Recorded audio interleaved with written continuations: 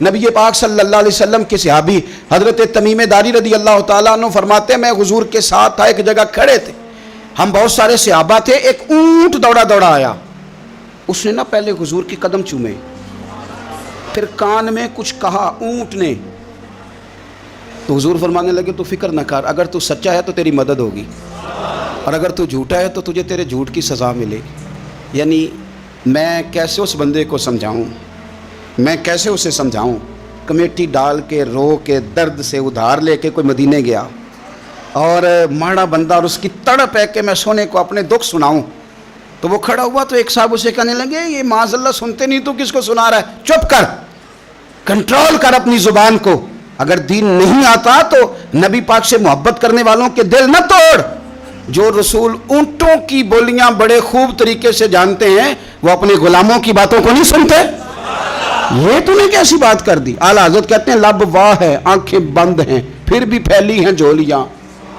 کہتے ہیں لب کھلے ہیں آنکھیں بند ہیں اور میری جھولی پھیلی ہے۔ بریلی کے امام شعر نہیں لکھتے، ساتھ ساتھ مزہ بھی لیتے۔ آپ ذرا اندازہ کیجئے بات کرنے کا، کہنے لگے میں کھڑا ہوں حضور کی جالی کے سامنے اور کیفیت میری یہ ہے کہ لب واہ ہے آنکھیں بند ہیں پھیلی ہیں جھولیاں، حضور کچھ آیا بھی ہے، اعلیٰ حضرت کچھ ملا بھی ہے۔ اب دیکھیں کسی کے سوال سے پہلے ہی جواب دیتے ہیں، کہتے ہیں لب واہ ہیں آنکھیں بند ہیں پھیلی ہیں جھولیاں، اور کتنے مزے کی بھیک تیرے پاک در کی ہے،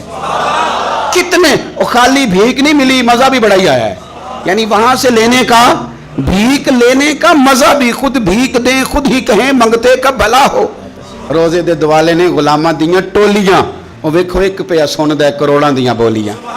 اونٹ آیا، آ کے اس نے پہلے قدم چومے، کان میں کچھ کہا، حضور نے فرمایا تو فکر نہ کر، اگر تو سچا ہے تو جیسے تو کہتا ہے ویسے ہو جائے گا، اور اگر تو جھوٹا ہے تو پھر تجھے تیرے جھوٹ کی سزا بھی ملے گی۔ تھوڑی دیر گزری تو حضرت تمیم داری رضی اللہ تعالیٰ عنہ فرماتے ہیں کچھ لوگ دوڑے دوڑے آئے، عرض کرنے لگے حضور یہ ہمارا اونٹ بھاگ آیا ہے اور 3 دن سے بھاگا ہے، مل نہیں رہا۔ حضور فرمانے لگے یہ تو تمہاری شکایت کر رہا ہے،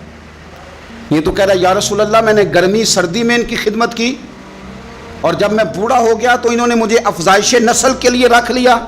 میری نسل سے ان کے کتنے اونٹ پیدا ہوئے، اب میں بوڑھا ہو گیا ہوں تو مجھے کاٹ کے ذبح کر کے کھانا چاہتے ہیں۔ اس نے کان میں کہا، حضور نے ترجمہ کر کے بتایا، کریم رسول فرمانے لگے بولو تم کیا کہتے ہو، کہنے لگے سونیا جس نے جو آپ کو بتایا نا بالکل ہی سچ بتایا ہے۔ ابو داؤد شریف کی حدیث عرض کر رہا ہوں حضور بالکل ایسے ہی ہے، گرمی سردی میں اس نے کام کیا، پھر ہم نے اس سے بڑے افزائش نسل کا کام لیا، حضور ذبح کرنا چاہتے ہیں۔ تو نبی پاک فرمانے لگے اتنی جو خدمت کرے اس کا صلہ پھر چھری ہے، کہ تم اچھا صلہ دے رہے ہو؟ کہنے لگے حضور ہم کچھ نہیں کہتے، ذبح بھی نہیں کرتے، آپ اس کو دے دیں۔ حضور فرمانے لگے اب نہیں میں تم پہ اعتماد کرتا، اس طرح کرو میرے ہاتھ بیچ دو۔ 100 دینار کا میرے نبی پاک نے اونٹ خرید لیا۔ حضور نے نا اونٹ کو تبکی دی، فرمایا جا تو آزاد ہے۔ اونٹ نے نا پتہ نہیں کیا باتیں کی، ایک بات کی تو حضور نے فرمایا آمین، دوسری کی تو کہا آمین، تیسری کی دعا کی تو کہا آمین، چوتھی بات اونٹ نے کی تو نبی پاک رو پڑے،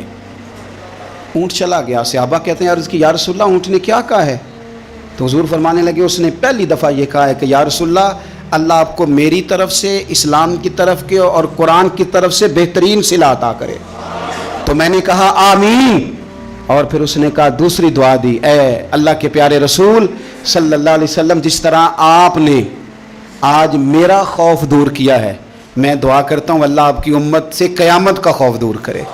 اور میں نے کہا آمین۔ تو نبی پاک صلی اللہ تعالیٰ علیہ وآلہ وسلم فرماتے ہیں پھر اس نے تیسری دعا کی، عرض کی یا رسول اللہ صلی اللہ تعالیٰ علیہ وسلم جس طرح آج آپ نے میرا خون بچایا ہے، سنیا میری دعا ہے رب تیری امت کا خون محفوظ کرے۔ تو میں نے کہا آمین۔ حضور فرماتے ہیں پھر اس نے چوتھی دعا کی، یا رسول اللہ میری دعا ہے آپ کی امت لڑے نہ، جنگ و جدال نہ کرے، آپس میں گلے نہ کاٹے۔ تو حضور فرماتے ہیں میں نے آمین بھی کہا اور میں رو بھی پڑا، اس لیے کہ یہ دعا میں نے اپنے رب کریم سے مانگی تھی کہ اے اللہ میرے امتی لڑے نہیں، آپس میں لڑے نہیں۔ اور یارو بچے لڑتے ہیں، بچے لڑتے ہیں تو کیا باپ خوش ہوتا ہے؟ وہ تو پریشان ہوتا ہے، روتا ہے، میری امت لڑے نہ۔ تو میرے رب کریم نے فرمایا محبوب یہ دعا مجھ سے نہ مانگیے، یہ خدا کی حکمت کا تقاضا ہے، یہ لڑیں گے۔ تو نبی پاک صلی اللہ علیہ وسلم فرماتے ہیں جب لڑائی کی بات کی تو میں نے پھر اس وقت میں ابدیدہ ہو گیا، میں رو پڑا، یہ نازک مسئلہ ہے، تکلیف والا ہے کہ یہ لڑیں گے، کچھ لوگ فرقے بنا لیں گے، الگ عقیدے گھاڑ لیں گے اور سچے سچے مسلمانوں سے لڑیں گے۔ میرے بھائی یاد رکھ لیں کہ رسول پاک تو جانور اندھیرے میں ڈوب جائے تو نکال دیتے ہیں، تو امتی کیوں کہیں اور روشنی تلاش کرتا پھرتا ہے؟ وہ روز کہے کہ ماہ مدینہ اپنی تجلی عطا کرے۔ یہ ڈھلتی چاندنی تو پہر دو پہر کی ہے۔ میرے رسول پاک صلی اللہ علیہ وسلم ہر ایک کا خوف دور کرتے، ہر ایک کی پریشانی دور کرتے، ہر ایک کو حضور نوازتے، ہر ایک پر کرم نوازی